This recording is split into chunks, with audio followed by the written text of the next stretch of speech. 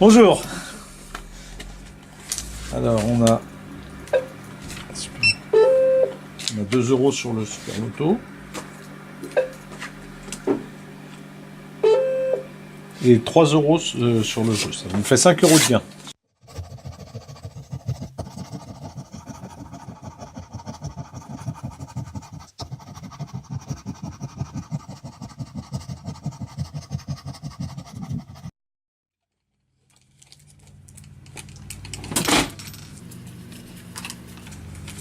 Je vous remercie, bonne journée, au revoir.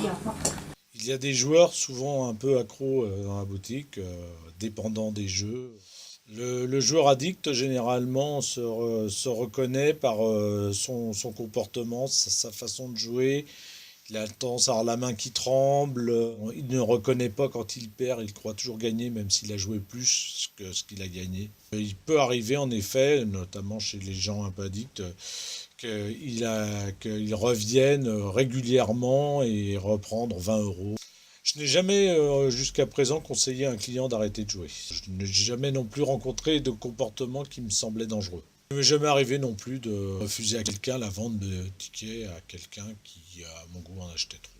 Il arrive que des clients me demandent de jouer à crédit, mais je leur refuse car ce n'est pas un achat de nécessité. Les plus gros joueurs, généralement, reprennent des jeux. Lorsqu'ils ont gagné, ils recommencent à jouer, bien souvent, jusqu'à ce qu'ils perdent.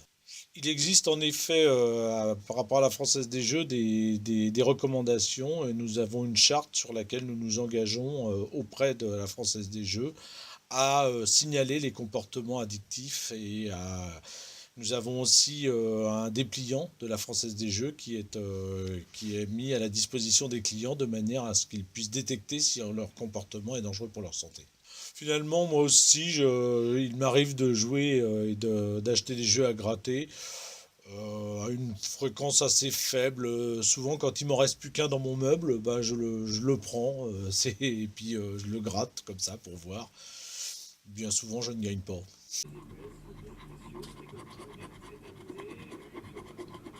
Alors, l'addiction, on pourrait dire qu'il y a une addiction quand il y a une perte de contrôle. C'est-à-dire que quand il y a un mésusage, soit d'un produit ou soit un comportement qui va impliquer une souffrance qui est cliniquement significative. Le jeu de grattage, la plupart des gens qui vont jouer, ça va être quelque chose de ludique. Et puis on va avoir une partie de ces joueurs qui est une toute petite partie de ces joueurs, qui, eux, vont perdre le contrôle. Voilà, donc l'addiction, c'est un peu comme il y a une perte de contrôle. Avec le jeu de grattage, on a le résultat immédiat. Et le fait que dans un jeu, on ait un résultat immédiat, renforce le risque d'addiction. Les personnes qui ont une addiction au jeu sont très peu demandeurs de soins. Consultent très très peu. Les critères pour le jeu vont être relativement proches des critères qu'on peut avoir d'addiction à des produits. Alors, notamment le fait qu'on va jouer plus régulièrement ou des sommes plus importantes que ce qu'on avait envisagé au départ. Donc ça peut être un des premiers critères. Des efforts qui sont infructueux pour changer de son comportement, pour diminuer son comportement de jeu, par exemple. Donc un effort où on n'arrive pas à contrôler. Il y a aussi ce qu'on appelle le craving, c'est-à-dire c'est une envie intense de jouer. Par exemple, qu'on va passer devant un bureau de tabac qui vend des jeux, on n'avait pas forcément prévu de jouer, mais le fait de passer devant, on ne va pas pouvoir s'empêcher de rentrer et de jouer. Et puis, un des critères, c'est qu'on va commencer à avoir des problèmes interpersonnels qui sont liés à notre comportement. Par exemple, quand il y a des sommes d'argent qui sont jouées, qui sont au-delà de ce qu'on peut mettre normalement dans le jeu, qui vont amener d'autres problématiques, comme une difficulté à payer son loyer, par exemple, qui peuvent aussi amener à des tensions au sein du couple. Quand il va y avoir des répercussions sur d'autres champs de la vie. Quand la personne continue à être dans le comportement, malgré qu'elle sache que ce comportement lui pose des problèmes.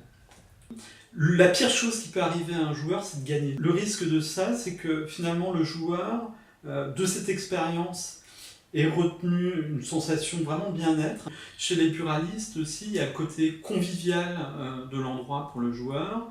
Il connaît souvent aussi le buraliste, il y a une certaine échange. Et ça fait partie aussi du rite, j'ai envie de dire, de joueur, plutôt qu'un truc assez impersonnel, comme ça on va mettre une pièce dans un distributeur pour recevoir le jeu. Mais effectivement, on est encore dans la facilité de l'accès au produit. Alors, je pense que le joueur, de toute façon, ne se pose pas la question de savoir s'il risque d'être accro ou pas. Le joueur, lui, il interroge sa chance. Le fait que ça soit des petites sommes fait que on peut avoir une fréquence importante de jeu. Et ça renforce les processus d'addiction. On sait que le tabac, c'est le produit d'addiction par excellence. Parce que les shoots sont très très rapprochés. Le fait qu'on soit avec des petites sommes avec les jeux de grattage fait que les shoots sont aussi très très rapprochés. On peut jouer 2-3 fois d'affilée. Le joueur fait pas de ses comptes. Il fait pas les comptes de l'argent qu'il a dépensé et des gains qu'il a obtenus. Ils ont une tendance à optimiser dans leur tête le gain qu'ils ont gagné. C'est-à-dire ils surévaluent ce qu'ils ont gagné et ils sous-évaluent ce qu'ils ont mis en jeu. Souvent, les personnes qui ont une problématique avec le jeu ont d'autres problématiques psychiques associées, notamment d'anxiété, de dépression. Si on prend la Française des Jeux, là, ils ont doublé leur chiffre d'affaires en 10 ans. On est passé d'à peu près 20 milliards de jeux à 40 milliards aujourd'hui. Donc il y aurait plutôt une tendance à l'augmentation du jeu, et notamment du coût du jeu pathologique. Je n'achète jamais de jeux à gratter. J'en achète jamais. J'en achète pas. Jamais. Jamais. Arrive rarement, mais Une fois l'année, de toute façon du tout. 2 fois par an. Une fois tous les 2 mois. 1 à 2 fois par mois. 2 fois par mois. 3 fois par mois. Une fois par mois. Une fois par mois. 1 fois par semaine. 1 fois par semaine. 1 fois par semaine. 1 fois par semaine. 1 fois par semaine. 1 fois par semaine. Une fois toutes les semaines. Tous les jours. Tous les jours. Pas par jour, ça dépend, c'est 20, c'est 10. Alors là, j'en achète souvent. J'en achète plein, moi.